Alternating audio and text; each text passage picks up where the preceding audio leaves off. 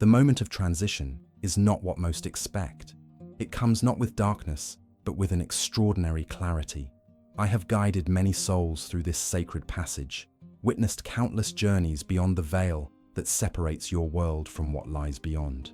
The ancient mystic Vanga once spoke of this threshold as the moment when all questions are answered without words. Sarah experienced this truth firsthand when her grandmother, Eleanor, crossed over last winter. They had always shared a special bond, one that transcended ordinary understanding. Eleanor had raised Sarah after her parents' accident, becoming both mother and father, confidant and guide. Their connection was unbreakable, woven through decades of shared laughter, tears, and whispered secrets. Eleanor's final days came swiftly after her diagnosis. The doctors gave her weeks, but Eleanor, with her typical determination, stretched those weeks into months.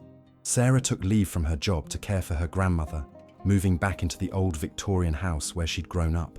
The creaking floorboards and familiar scent of Eleanor's lavender sachets brought both comfort and heartache. "I'm not afraid, my darling," Eleanor told Sarah one evening as they sat together on the porch swing, watching the sunset paint the sky in shades of amber and gold. "Death is just another doorway. We've passed through many together, you and I." Sarah squeezed her grandmother's frail hand, noting how the blue veins mapped a lifetime of work and love beneath paper-thin skin. "I don't know how to let you go," she admitted, her voice breaking. Eleanor smiled, her eyes reflecting the fading light. "You won't have to. The body fails, but what connects us never will." 3 days later, as dawn broke across the horizon, Eleanor's breathing changed. Sarah, who had been dozing in the chair beside the bed, awakened instantly. She knew this moment had come. The hospice nurse had prepared her for what to expect, but nothing could truly ready her heart. "Grandma, I'm here," Sarah whispered, taking Eleanor's hand. Eleanor's eyes fluttered open, bright with a clarity that had been absent for days. She gazed not at Sarah, but at something beyond her, something only she could see. A look of wonder transformed her features, erasing the lines of pain that had marked her final weeks. "They're here," Eleanor whispered. "They've been waiting." "Who, Grandma?" Sarah asked, her own tears falling freely now. "Your parents, and Grandpa James." Eleanor's voice grew stronger, filled with joy. "They're just as I remember them. Your mother is wearing that blue dress she loved so much." Sarah felt a chill run through her body. Her mother's blue dress, the one from her parents' anniversary photo that sat on Eleanor's nightstand. Sarah had never mentioned it. Eleanor's memories had been so fragmented lately. "The light," Eleanor continued, her gaze fixed on something magnificent beyond Sarah's perception. "It's not blinding. It's welcoming, like coming home after a long journey." Eleanor's breathing slowed, but her expression remained one of peaceful amazement. "There's so much love here, Sarah. So much understanding. Everything makes sense now." Sarah held her grandmother's hand tighter, sensing the moment approaching. "I love you, Grandma." Eleanor turned to look directly at Sarah then, truly seeing her. "This isn't goodbye, my darling. I'll be watching over you. And when your time comes, many, many years from now, I'll be waiting to show you the way." Her final breath came as gently as a sigh, her face serene in a way Sarah had never witnessed before. In that sacred moment between life and death, Eleanor had glimpsed what waited beyond the veil, and what she saw had filled her with peace. Sarah sat motionless, still holding her grandmother's hand, as the first rays of morning sunlight streamed through the window. Though grief pressed heavily upon her heart, something else flickered within, a sense that Eleanor's journey hadn't ended, but merely transformed. What had Eleanor truly seen in those final moments? Was it merely the beautiful hallucination of a dying brain? Or had the veil between worlds truly thinned, allowing her a glimpse of what awaited? In the days that followed, Sarah would discover that Eleanor's experience was far from unique. Across cultures and throughout time, the dying have reported remarkably similar visions at the threshold between worlds. These weren't random coincidences, but glimpses of a greater truth, one that transcends our limited understanding of existence. In the weeks following Eleanor's passing, Sarah found herself drawn to her grandmother's study, a room filled with books on spirituality, philosophy, and the mysteries of consciousness. Eleanor had always been a seeker, her curiosity about life's greatest questions never dimming with age. Now, Sarah found herself following the same path, driven by what she had witnessed in her grandmother's final moments. Among Eleanor's possessions, Sarah discovered a journal bound in worn leather. The pages were filled with accounts Eleanor had collected over decades, stories of deathbed visions, near-death experiences, and communications from beyond. Some were from books and research papers, others from friends and acquaintances who had shared their experiences with her. Eleanor had documented them all with meticulous care, searching for patterns, for truth. One entry particularly caught Sarah's attention: an interview with a hospice nurse named Maria, who had attended hundreds of deaths over her 30-year career. "There is a pattern to how people leave this world," Maria had told Eleanor. "About 3 days before death, many begin to speak of preparing for a journey. They talk about packing bags or finding tickets. Then, in their final hours, they often describe seeing loved ones who have passed before them. These aren't hallucinations of desperate minds. These experiences follow consistent patterns across cultures, backgrounds, and belief systems." Sarah ran her fingers over her grandmother's neat handwriting, remembering Eleanor's words about her parents waiting for her. Could there be something more to these experiences than mere chemical reactions in a dying brain? That evening, Sarah received an unexpected visitor. Dr. Thomas Chen had been Eleanor's physician during her final months. His kind demeanor and genuine compassion had been a comfort to them both during difficult consultations. "I wanted to check on you," he said, as Sarah invited him in, "and to share something that might bring you comfort." They sat in the kitchen where Eleanor had taught Sarah to bake cookies as a child. Dr. Chen accepted a cup of tea, warming his hands around the mug before speaking. "In my 20 years of practice, I've been present for many transitions," he began. "What your grandmother experienced, seeing loved ones, describing a light, feeling a sense of peace. These are remarkably common experiences. So common, in fact, that they can't be dismissed as coincidence." "I've been reading her journals," Sarah admitted. "She collected stories like hers for years." Dr. Chen nodded. "The medical establishment often reduces these experiences to oxygen deprivation or neurological misfiring. But that explanation feels insufficient when you've witnessed as many peaceful transitions as I have." He paused, seeming to weigh his next words carefully. "There was a study conducted at North Shore University Hospital that documented the experiences of patients who were clinically dead but later revived. Despite different backgrounds and beliefs, the similarities in their accounts were striking. Moving through darkness toward light, being greeted by deceased loved ones, experiencing profound peace and understanding." "Do you believe these experiences are real?" Sarah asked, voicing the question that had occupied her thoughts since Eleanor's passing. "I believe they reveal something profound about consciousness and its potential to exist beyond the physical body," he replied. "The brain activity that occurs at death is unlike anything we see in other states, even dreaming or hallucinating. There's an expansion of awareness, not a diminishing." Sarah thought about Eleanor's final words, how everything suddenly made sense to her. My grandmother seemed to understand something in those last moments that had eluded her throughout life. "That's consistent with what many report," Dr. Chen said. "A sense that all questions are answered, that all puzzles are solved. Not through words or explanations, but through direct understanding." After Dr. Chen left, Sarah returned to Eleanor's study. Among the books on the shelves, she found one with dozens of bookmarks protruding from its pages. Crossing the Threshold, Consciousness at the Moment of Death, by Dr. Elizabeth Kubler. Eleanor had underlined a passage that now seemed to speak directly to Sarah. What if death is not an ending, but a transition?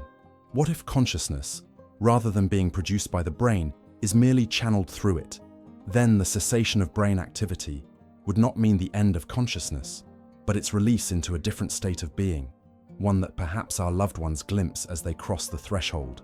Sarah closed the book, her mind filled with questions and possibilities. That night, she dreamed of Eleanor, not as she had been in her final days, but vibrant and whole, walking through a garden filled with light. In the dream, Eleanor turned to her and smiled. "Remember what I told you," she said. "This isn't goodbye." Sarah awakened with tears on her cheeks, but also with a sense of peace she hadn't felt since Eleanor's passing. Something had shifted within her, not an end to grief, but the beginning of understanding.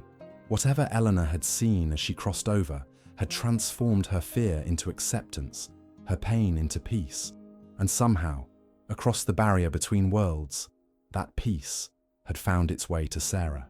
3 months after Eleanor's passing, Sarah returned to work at the city hospital where she served as a grief counselor. Her personal loss had deepened her capacity to connect with others, navigating the turbulent waters of bereavement. Though the ache of missing Eleanor remained, it now coexisted with a quiet curiosity about what lay beyond the threshold her grandmother had crossed. On a rain-soaked Tuesday morning, Sarah met with a new client, a boy named Micah, just 12 years old, who had lost his mother to a sudden aneurysm 6 weeks prior.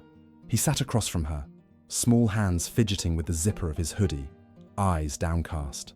"I know everyone thinks I'm making it up," he said finally, breaking the silence that had stretched between them. "But I need someone to believe me." Sarah leaned forward slightly. "Whatever you share in this room stays between us, Micah, and I promise to listen without judgment." The boy raised his eyes to meet hers, searching for sincerity. Whatever he found must have reassured him, because he continued, his voice gaining strength. "3 nights after Mom died, she came to me. Not like a dream. It was different. I was awake, just lying in bed, and suddenly my room felt full, like the air got thicker, and there she was, sitting on the edge of my bed." Sarah nodded encouragingly, noting how Micah's description echoed accounts she had read in Eleanor's journals.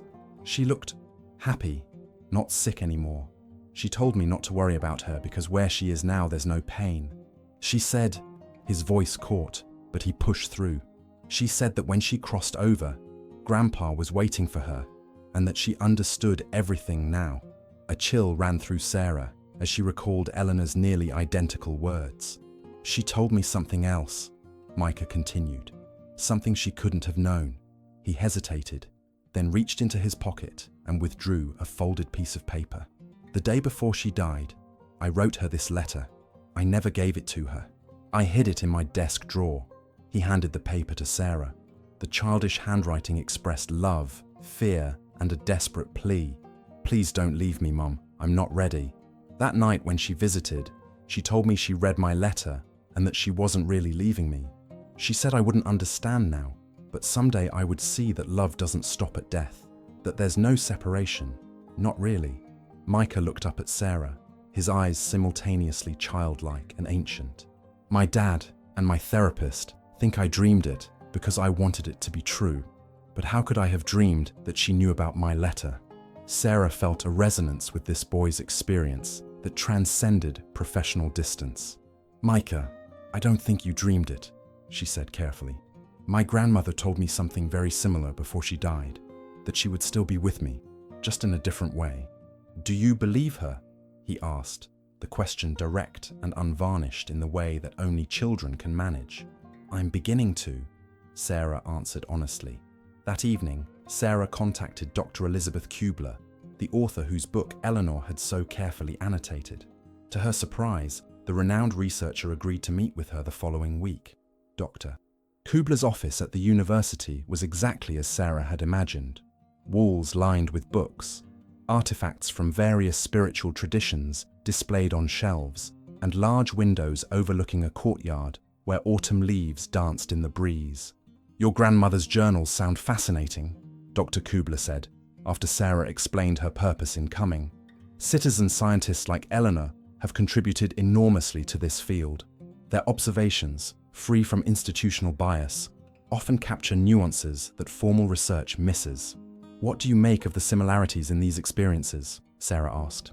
"My grandmother and Micah's mother both described being met by deceased loved ones. Both expressed this sense of sudden understanding." Dr. Kubler smiled. "In 30 years of research, I've documented over 5,000 death-related experiences across cultures, religions, and age groups.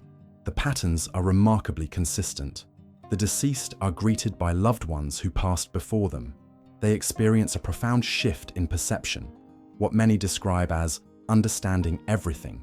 They often report moving through darkness toward light, though not the blinding light of popular imagination.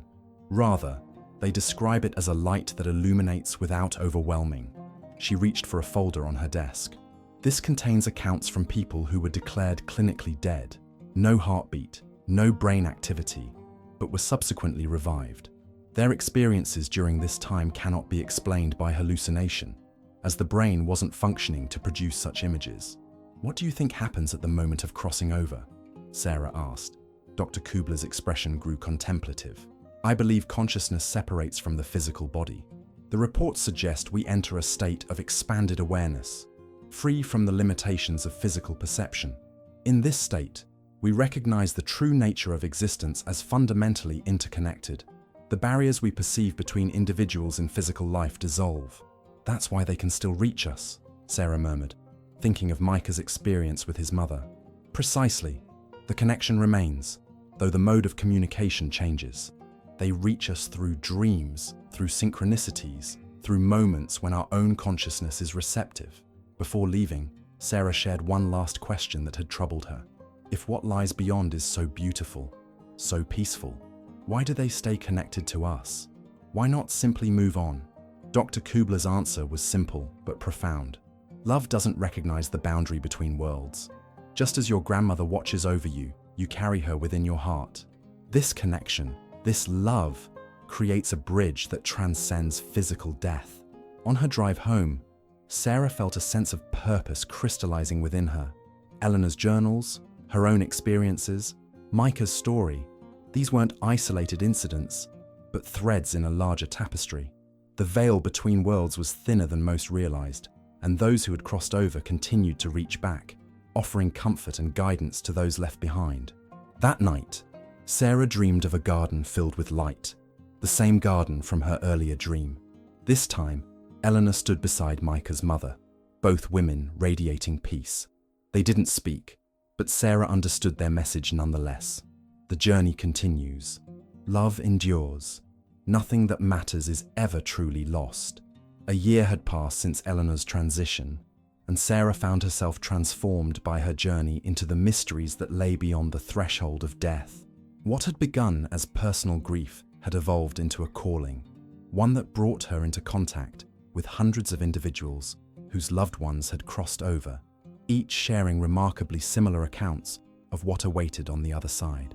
Sarah now led a support group at the hospital, creating a safe space where people could share their experiences without fear of dismissal or ridicule. The group had grown from 5 hesitant participants to over 30 regular attendees who gathered weekly to share stories of visitations, synchronicities, and messages from beyond. "Before my husband died," shared Rita, an elderly woman who had recently joined the group. "He was terrified of death. He'd been an atheist his whole life, certain that nothing awaited us but darkness. But in his final hours, something changed. He looked at me with such wonder and said, 'They were right all along, Rita. It's all connected. We're all connected.' He wasn't afraid anymore." Around the circle, heads nodded in recognition. These deathbed epiphanies transcended religious boundaries, occurring whether the dying person had been devoutly religious, staunchly atheistic, or anywhere in between. "My daughter visited me 3 days after her accident," said Marcus, a former skeptic who now spoke with quiet certainty. "She showed me that she was still herself, still laughing, still full of life, just in a different form. She told me that crossing over was like waking up from a dream, to find that reality is far more beautiful than anything we could imagine." Sarah had heard variations of this metaphor countless times, death as an awakening rather than a final sleep. This reversal of perspective had been documented across cultures and throughout history. Ancient texts from Egyptian to Tibetan traditions describe death not as an ending, but as a birth into a vaster reality. After the meeting, Sarah was approached by a woman she hadn't seen before, middle-aged, with kind eyes and an air of quiet dignity. "My name is Irina," she said, extending her hand. "I'm a researcher with the International Association for Consciousness Studies. Dr. Kubler suggested I attend your group."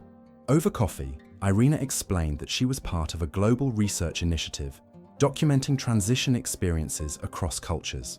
"The similarities we're finding are remarkable," she said, "from remote villages in Indonesia to hospitals in Tokyo, from children to the elderly. The core experiences remain consistent." "What do you make of it?" Sarah asked. "The evidence suggests Consciousness doesn't end with physical death, Irina replied. Rather, it expands beyond the limitations of the body. Those who cross over consistently report a removal of separation, a recognition that what we perceive as individual consciousness is actually part of a unified field. Sarah thought of Eleanor's words. Everything makes sense now. The dying often describe a moment of profound clarity, Irina continued, as if reading Sarah's thoughts. They perceive the underlying pattern connecting all existence, what some traditions call the cosmic web or the divine matrix. Individual lives are seen as threads in this vast tapestry, each one essential to the whole, and our loved ones who have crossed over, they remain connected to us. Irina nodded. The research suggests they exist in a state that transcends our physical limitations of time and space. They can observe multiple points in time simultaneously. Many report watching over their loved ones, offering guidance or comfort during crucial moments. This aligned with Sarah's own experience. Those moments when she felt Eleanor's presence most strongly often coincided with significant decisions or periods of emotional need. There's something else, Irina added, her expression thoughtful. Many who have crossed over and been revived report being shown the ripple effects of their actions throughout life. How a simple kindness offered to a stranger created a chain reaction affecting countless lives. They describe experiencing both the joy and pain they caused others, not as judgment, but as understanding. A life review, Sarah murmured, recalling similar accounts in Eleanor's journals. Exactly, but not filtered through guilt or shame, rather through complete understanding and compassion. This experience tends to radically alter how the revived live their remaining years. They prioritize love, connection, and compassion above material success or social status. As winter yielded to spring, Sarah continued her work, bridging worlds through the simple act of listening and validating experiences that mainstream society often dismissed. She compiled Eleanor's journals with her own research into a book titled Threshold: Messages from the Crossing, which found its way into the hands of thousands seeking understanding about what awaited their loved ones, or themselves, at life's end. One evening, as Sarah walked along the beach near her home, she felt a familiar presence beside her. Though invisible to physical eyes, Eleanor's essence was unmistakable. A warmth, a subtle pressure in the air, a quality of attention that Sarah had come to recognize. "I understand now, Grandma," Sarah whispered to the setting sun. "You tried to tell me that death isn't the end, that it's a threshold, not a barrier, that those who cross over aren't lost to us, but transformed." A gentle breeze caressed her face, carrying the scent of lavender, Eleanor's favorite. Sarah smiled, recognizing the signature acknowledgement that had become their way of communicating across worlds. That night, Sarah dreamed more vividly than ever before. She stood in a garden where light seemed to emanate not just from above, but from within everything. The flowers, the trees, even the earth beneath her feet. Eleanor was there, radiant and whole, surrounded by others who had crossed the threshold before her. "Remember what you've learned," Eleanor told her, her voice resonating with a depth that transcended ordinary hearing. "Life and death are not opposites, but complementary aspects of one continuous journey. Those who fear the crossing do so only because they cannot yet see the magnificence that awaits." "Is this real?" Sarah asked. "Or am I creating this because I miss you?" Eleanor's smile held infinite compassion. "The question isn't whether this is real, but rather, what is reality? The material world you inhabit is just one frequency of existence. When you cross over, as all eventually must, you'll discover that what seems solid and permanent is actually the more limited reality. This," she gestured to the luminous landscape around them, "is closer to the truth of existence." As dawn broke, Sarah awakened with tears streaming down her face. Not tears of sorrow, but of profound gratitude. Through her grief, through her questioning, through her willingness to listen to those who had glimpsed beyond the veil, she had received the greatest gift: the knowledge that those we love are never truly lost to us. The boundary between worlds was more permeable than most realized. Those who had crossed over continued to reach back with messages of comfort and profound truth. Death is not an ending, but a transformation. Consciousness continues. Love transcends all boundaries, even the ultimate boundary between life and death. And in this understanding, Sarah found not just consolation, but a sacred purpose, to help others recognize the signs and messages from their own beloved ones who had crossed the threshold into light. Did this journey touch your heart? If you've experienced a connection with someone who has crossed over, or if you found comfort in these words, I invite you to share your story in the comments below. Each experience shared helps others understand that they are not alone in their journey through grief and understanding. Subscribe to our channel for more spiritual insights and healing perspectives that illuminate the path between worlds. Together, we can explore the profound mysteries of consciousness and the enduring power of love that transcends all boundaries. Remember, the veil is thin, and those we love are never truly gone. Join our community of seekers by clicking the subscribe button now.